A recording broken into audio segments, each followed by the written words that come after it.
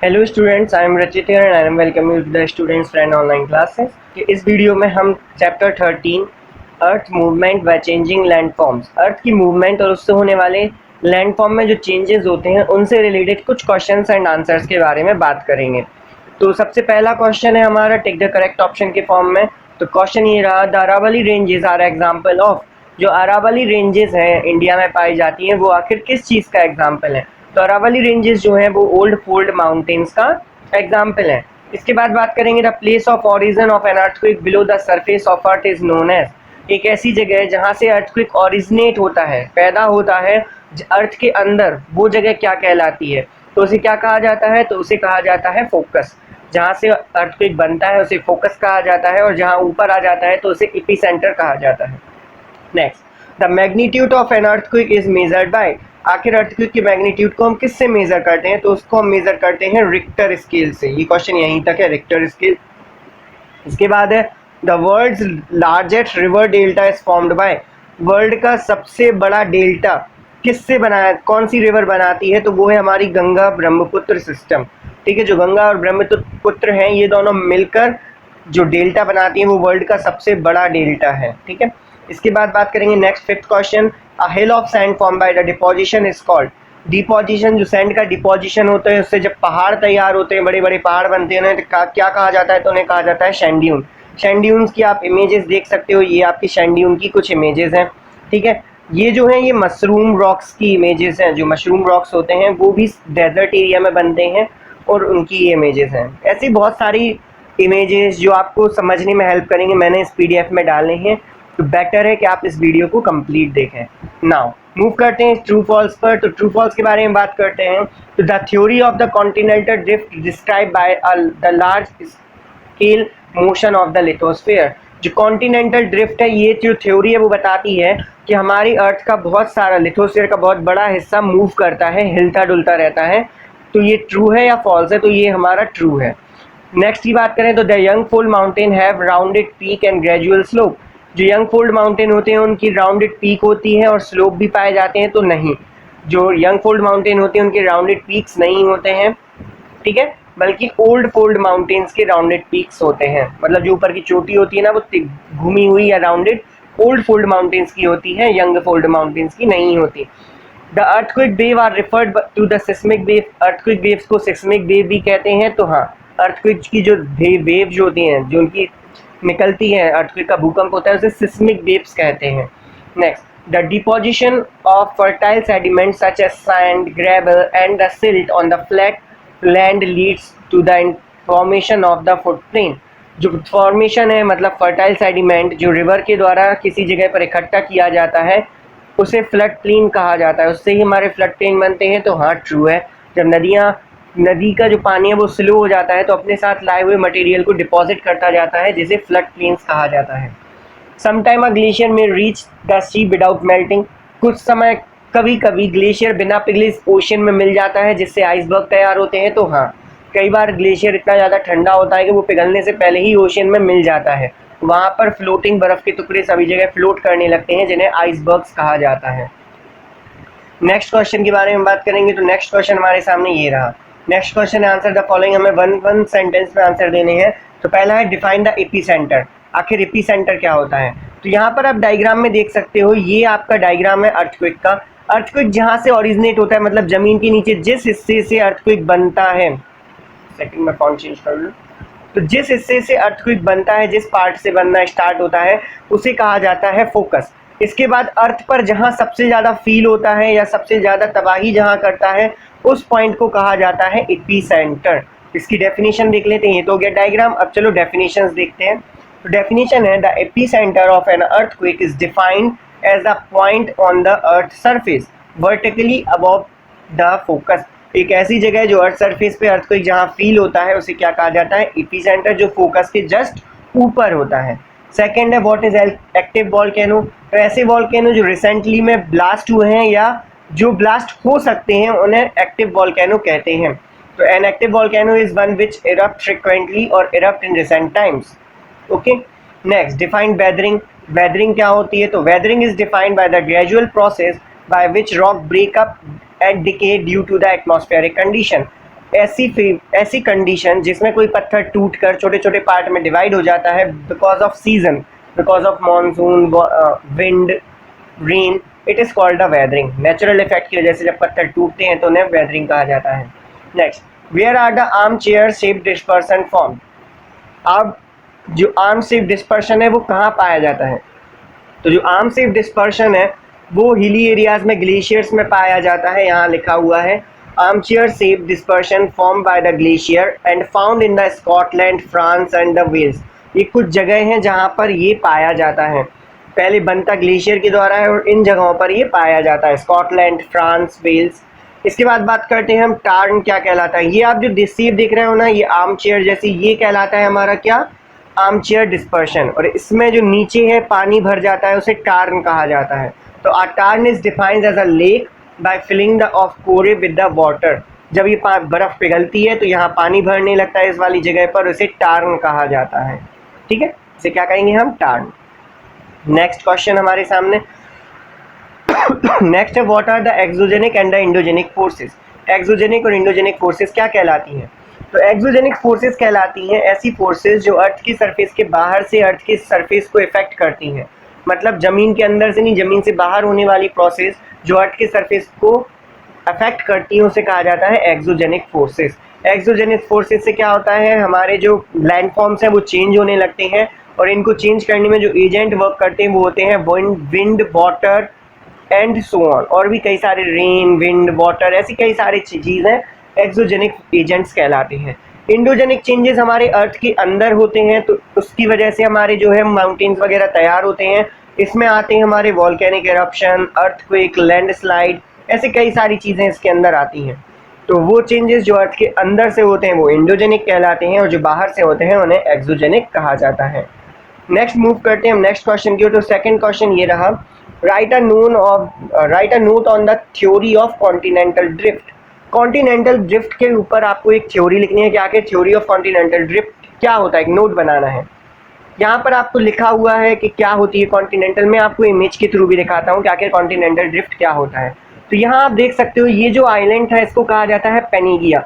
सबसे पहले पेनिगिया आइलैंड था, एक बड़ा कॉन्टिनेंट था। इसके बाद ये धीरे धीरे डिवाइड होना स्टार्ट हुआ और अलग अलग जगह जाके बहने लगा। बहते बहते ये इस फॉर्म में आ गया, जैसे आज के हमारे 7 कॉन्टिनेंट है उस फॉर्म में आ गया। ये जो थ्योरी है, मतलब पेनिगिया से आज के 7 कॉन्टिनेंट बनने तक की जो थ्योरी है उसे कॉन्टिनेंटल ड्रिफ्ट कहा जाता है। कॉन्टिनेंटल ड्रिफ्ट की जो थ्योरी है वो हमारे प्रोफेसर अल्फ्रेड वेगनर के द्वारा 1915 में दी गई थी। ठीक है, जिसका उन्होंने एक बुक लिखी थी, उस बुक में लिखा था उन्होंने कि ऐसी कोई थ्योरी थी जिसके हिसाब से सबसे पहले जो हमारे 7 कॉन्टिनेंट थे वो एक सुपर कॉन्टिनेंट बनाते थे जिसे पेनिगिया कहा जाता था। बाद में 200 मिलियन ईयर्स एगो ये धीरे धीरे टूटना स्टार्ट हुए और टूटकर अलग अलग कॉन्टिनेंट में डिवाइड हो गया, जिससे Asia, Africa, South Asia, South America, ये सारे कॉन्टिनेंट्स हमारे बने। ठीक है, तो this theory is known as the continental drift. आप नीचे डायग्राम से क्लियर समझ सकते हो कि आखिर कॉन्टिनेंटल ड्रिफ्ट कैसे वर्क करता था, कैसे उसने वर्क किया। यहाँ टाइम भी दिख रहा होगा, मिलियंस ईयर। तो ये 75 मिलियन, 65 मिलियन ईयर की बात चल रही है, इतने मिलियन ईयर ये पहले हुआ है। नाउ बात करते हैं हम फोल्ड माउंटेन्स। तो फोल्ड माउंटेन्स आप देख सकते हो इमेज, यहाँ पर जब दो प्लेट्स, हमारी दो टेक्टोनिक प्लेट्स आपस में टक्कर होती हैं तो कई बार एक प्लेट दूसरे के ऊपर चढ़ने लगती है। ये वाली प्लेट ऊपर चढ़ने लगती है जिससे हमारा अर्थ का क्रस्ट ऊपर उठने लगता है, जिन्हें फोल्ड माउंटेन्स कहा जाता है। अब आप सोचोगे ये इमेज क्यों होते हैं। जो नेक्स्ट क्वेश्चन है वो इसी इमेज से रिलेटेड है। तो ये रहा, हमें बताना है कि कौन से मूवमेंट के थ्रू फोल्ड माउंटेन्स बनते हैं। तो फोल्ड माउंटेन्स बनते हैं by the wrinkling of the rocks layer earth crust caused by the force of the comparison when two lithospheric plate collide is referred as a folding. Mountains that are formed billions years ago due to the horizontal plane are known as the old fold mountain. आखिर fold mountains क्या होते हैं? तो जो tectonic plate आपस में जब एक दूसरे के ऊपर आ जाती हैं तो ऊपर एक फोल्ड आ जाता है, जमीन टूटती नहीं है बल्कि उठने लगती है। उस मूवमेंट को कहा जाता है फोल्ड माउंटेन। और जो कई साल पहले बने हैं उन्हें कहा जाता है ओल्ड फोल्ड माउंटेन, और जो अभी रिसेंट में बने हैं और अभी भी बड़े होते जा रहे हैं उन्हें कहा जाता है यंग फोल्ड माउंटेन। दोनों की डेफिनेशंस आपको दी गई हैं। नाउ हम मूव करते हैं व्हाट इज वोल्केनो। तो वोल्केनो क्या होता है? तो volcano is derived as a defined vent and opening crust of the air. जो हमारा क्रस्ट है उस पर कभी कभी होल हो जाते हैं जिससे नीचे का लावा जो है वो निकलने लगता है, उसे कहा जाता है वॉल्केनो। जैसे आप यहाँ देख सकते हो, ठीक है, आप नीचे वाली जगह पर देख सकते हो, फिर से दिखाता हूँ मैं आपको। यहाँ देख रहे हो, यहाँ पर आपके टेक्टोनिक प्लेट्स हैं हमारी लोअर मेंटल की, ये दोनों प्लेट्स आपस में एक दूसरे पर फोर्स डाल रही हैं, ठीक है। धीरे धीरे ये फोर्स बढ़ता है और ऊपर जाके क्या होता है, क्रस्ट में होल हो जाता है जिससे लावा बाहर निकलने लगता है, अंदर का जो मैग्मा है ना ये बाहर निकलने लगता है और जिसे लावा कहा जाता है। ये निकल आया, ऐसे लावा निकल लगता है, जैसे बगल वाली इमेज है ना, इस तरीके से लावा बाहर निकलने लगता है, इसे ही वॉल्केनो कहा जाता है। तो वॉल्केनो में से स्टीम, रॉक पार्टिकल्स, मैग्मा, लावा, ऐसी कई सारी चीज़ें निकलती हैं। वॉल्केनो को हम 3 टाइप में डिवाइड कर सकते हैं, एक्टिव वॉल्केनो, डोरमेंट वॉल्केनो और द एक्सटिंक्ट वॉल्केनो, ठीक है। नाउ मूव करते हैं नेक्स्ट क्वेश्चन की ओर। नेक्स्ट क्वेश्चन है आपका old fold mountains and young fold mountains में आपको डिफरेंस बताने हैं। तो ऐसे माउंटेन जो बहुत समय पहले बने थे वो कहलाते हैं old fold mountains. Old fold mountains की अगर एग्जांपल करें तो अरावली रेंजेस इन इंडिया, जो इंडिया में अरावली रेंजेस है, इसके बाद एल्पनीज रेंज है यूएसए में, ये हमारे ओल्ड फोल्ड माउंटेन्स के एग्जाम्पल हैं। यंग फोल्ड माउंटेन की बात करें तो हमारा हिमालय, रॉकीज, एल्प, एंडीज, ये हमारे यंग फोल्ड माउंटेन्स के एग्जाम्पल हैं। वहीं अगर हम बात करें नेक्स्ट इसके एक और डिफरेंस की, तो जो ओल्ड फोल्ड माउंटेन होते हैं उनका जो पीक होता है, मतलब उनकी जो चोटी होती है ऊपर की, वो स्लोप होते हैं, वहाँ पर क्या होते हैं, गोल गोल स्लोप होते हैं और ऊपर का हिस्सा कवर्ड होता है। साथ में ये जो है इनकी हाइट जो है वो यंग फोल्ड माउंटेन से कम होती है। अब आप सोचोगे सर ये पहले बनना स्टार्ट हुए थे तो फिर इनकी हाइट छोटी क्यों होती है? सिंपल सी बात है, इनकी ग्रोथ जो है अब रुक चुकी है और ग्रोथ रुकने के साथ इनकी जो ऊपर का पत्थर है वो विंड की वजह से या फिर रेन की वजह से टूटता रहता है, जिसकी वजह से इनकी हाइट कम होती है। वहीं न्यू फोल्ड माउंटेन्स की हाइट ओल्ड फोल्ड माउंटेन से ज़्यादा होती है। जस्ट आप अपने आसपास के लोगों से भी समझ सकते हो, जब ओल्ड होना स्टार्ट होते हैं तो धीरे धीरे हाइट कम होने लगती, झुकने लगती है। वैसे ही इन दोनों में भी डिफरेंस होता है। नाउ मूव करते हैं नेक्स्ट क्वेश्चन की ओर। तो नेक्स्ट क्वेश्चन है हमारा डिटेल क्वेश्चन में हम पहले क्वेश्चन की बात करेंगे, describe the 3 courses of river and landform found in each courses.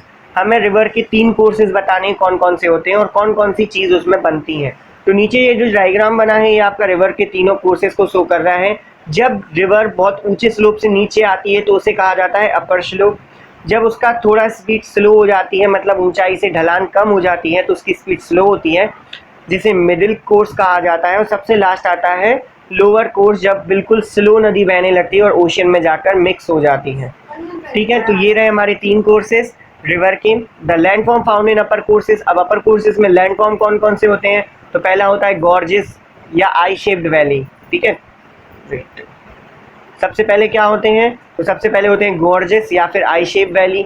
इसके बाद अगर हम बात कैनियन शेप, ठीक है, कैनियन भी यहीं पाए जाते हैं। वाटरफॉल एंड रैपिड्स, यहाँ से आप देख सकते हो वाटरफॉल, ट्रिब्यूटरी, रैपिड्स, ये सब पाए जाते हैं अपर कोर्स में। वहीं बात करें हम लोअर कोर्स की, मिडिल कोर्स की, तो मिडिल कोर्स में जो लैंडफॉर्म्स पाए जाते हैं वो है वी शेप वैली, मेंडर्स, इसके बाद foot flood plain.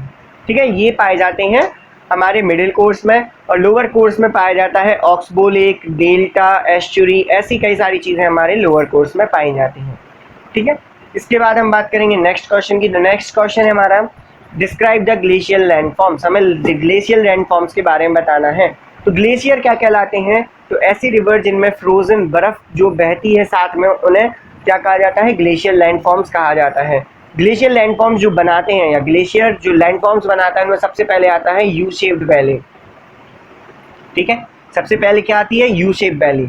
U shape valley क्या होती है? सिंपल सी बात है, जो नदी होती है वो वी शेप में बहती है, बर्फ की वजह से उसकी जो शेप है बहने की वो यू में हो जाती है, उसका जो गहराई है वो यू शेप में आ जाती है, उसे यू शेप वैली कहा जाता है। इसके बाद आर्म चेयर लाइक डिस्पर्शन। तो आर्म चेयर मैंने आपको सबसे पहले इमेज दिखाई थी, या यहाँ आप देख सकते हो। आर्म चेयर कहलाता है पत्थरों को तोड़कर वो कुछ इस टाइप का शेप बना लेती है। क्या करती है? वो पत्थरों को तोड़ के कुछ इस टाइप का शेप बना लेती है, जिसे आर्म चेयर डिस्पर्शन कहा जाता है। इसके अलावा आइसबर्ग्स बनाती हैं, मोराइंस तैयार करती हैं, अपने साथ जो डिपॉजिट लेके आए हैं उन्हें एक जगह पर डाल देती है, जितने पत्थर वगैरह लेके आई है उन सभी को एक जगह डाल देती है, जिसे मोराइंस कहा जाता है। ठीक है, तो इस तरीके से कई सारी चीज़ें हमारी ग्लेशियल लैंडफॉर्म्स में काउंट होते हैं। ठीक, इसके बाद बात करेंगे हम कि बीचेस सैंड बार लगून्स कैसे बनते हैं। तो बीचेस सैंड बार लगून बनाने का जो मेन काम है वो करता है सी शोर, मतलब हमारा जो समुद्र की लहरें होती हैं वो क्या करती हैं, इन सभी चीज़ों को बनाती हैं। हमारा पानी आता है और वो क्या करता है, यहाँ की मिट्टी को कट करते हुए, मतलब अंदर जो उसके सैंड है उसको कट करके वो क्या करता है, बीच पर डाल देता है, साइड में डाल देता है, उसे कहा जाता है बीच। ठीक है, बीच सभी जानते होंगे, गोवा बीच हो गए, मुंबई बीच, ऐसे कई बीचेस हैं। तो सैंड का एक एरिया, मतलब सैंड की एक बॉर्डर बन जाती है जिसे हम बीच कहते हैं। कई बार सैंड इतनी ज़्यादा ऊंची हो जाती है कि वो उसके आगे पानी को नहीं जाने देती, मतलब थोड़ी सी सैंड ऊपर हो जाती है, जिसे कहा जाता है हमारा सैंड बार्स। ठीक है, इन्हें क्या कहेंगे हम, सैंड बार। अब इन्हीं सैंड बार्स से कई बार क्या होता है, जब लहरें ऊंची आती हैं और इन सैंड बार्स को क्रॉस कर जाती हैं कई बार, तो सैंड बार को क्रॉस करने के बाद वो एक गड्ढा बन जाता है जहाँ पर वो पानी भर जाता है, लहरें वापस चली जाती हैं लेकिन ये पानी वहीं पर बचा रह जाता है, जिसे लगून्स कहा जाता है। इन्हें क्या कहेंगे हम अब ये जो बचा है बीच में हिस्सा, इन्हें लगून्स कहा जाता है। ठीक है, तो ये आपका आंसर कंप्लीट लिखा हुआ है, आप देख सकते हैं। नाउ मूव करेंगे हम नेक्स्ट की ओर। तो नेक्स्ट है हमारे पास, how does wind shape the landform found in the desert region. आखिर विंड के द्वारा बनाए गए कौन कौन से लैंडफॉर्म्स होते हैं जो हमें डेजर्ट में देखने को मिलते हैं। तो डेजर्ट में देखने को हमें मेनली 3 टाइप के शेप्स मिल जाते हैं या 3 टाइप के लैंडफॉर्म्स मिल जाते हैं। सबसे पहले आता है मशरूम रॉक्स। ये मशरूम रॉक का एग्जाम्पल है। इसमें क्या करती है, जो एयर है उसमें सैंड होती है, वो इस पत्थर को धीरे धीरे काटती जाती है और कुछ इस टाइप का स्ट्रक्चर आ जाता है, जिसे क्या कहा जाता है, मशरूम रॉक्स। मशरूम रॉक्स के बाद आते हैं हमारे दूसरे टाइप का स्ट्रक्चर, जिन्हें हम कहते हैं सैंड ड्यून्स। ठीक है, सैंड ड्यून क्या होते हैं, वही हवा जो है वो अपने साथ रेत को उड़ाकर एक जगह पर इकट्ठा करती जाती है और इतना ज़्यादा रेत इकट्ठी हो जाती है कि उससे माउंटेन्स तैयार हो जाते हैं और ये माउंटेन्स जो हैं वो सैंड ड्यून्स कहलाते हैं। ठीक है, मतलब रेत के जो माउंटेन्स होते हैं उन्हें क्या कहा जाता है, सैंड ड्यून्स कहलाते हैं। कई बार ये रेत आसपास के रीजन में उड़कर चली जाती है और वहाँ के प्लांट्स को, वहाँ के पेड़ पौधों को कवर कर लेती है। उस टाइम पर इन्हें कहा जाता है लूजे। जैसे यहाँ देख सकते हो पेड़ पौधे भी हैं लेकिन ऊपर से रेत ने आके क्या कर लिया है, सैंड ने कवर कर लिया है, इन्हें कहा जाता है लूजे। ठीक है, तो इस तरीके से मेन 3 चीज़ें हमारे डेजर्ट में पाई जाती हैं। पहला मशरूम रॉक्स, दूसरा सैंड ड्यून्स, लास्ट में हमारा आता है लूजे। इसके अलावा एक चीज़ और होती है ओएसिस। ठीक है, ओएसिस की मैं यहाँ पे इमेज डालना भूल गया, ओएसिस मैं आगे दिखा दूँ, पीछे इमेज निकल गई थी। ओएसिस क्या होते हैं, जब रेगिस्तान में किसी जगह से विंड ज़्यादा रेत उड़ा ले जाती है तो अंडरग्राउंड जो वाटर है वो ऊपर आ जाता है, जिससे एक छोटा सा तालाब टाइप का बन जाता है, जिसे हम कहते हैं ओएसिस। ठीक है, उसे हम क्या कहते हैं, ओएसिस। तो ये 4 चीज़ें हमारी डेजर्ट में तैयार होती हैं, डेजर्ट के लैंडफॉर्म्स कहलाते हैं। ठीक है, इसी के साथ ये वीडियो आपकी ऑफ होती है। नए क्वेश्चंस के साथ मिलेंगे हम नेक्स्ट वीडियो में, तब तक के लिए स्टे ट्यून। मेरे चैनल को लाइक, शेयर एंड सब्सक्राइब जरूर कर देना और होपफुली वीडियो पूरी देखा करो, क्योंकि कई सारी इंटरेस्टिंग नॉलेज आपको इसके थ्रू मिल सकती हैं, कई सारी इमेजेस आपको मिल सकती हैं। नाउ सी यू लेटर, मिलते हैं नेक्स्ट वीडियो में। Thank you.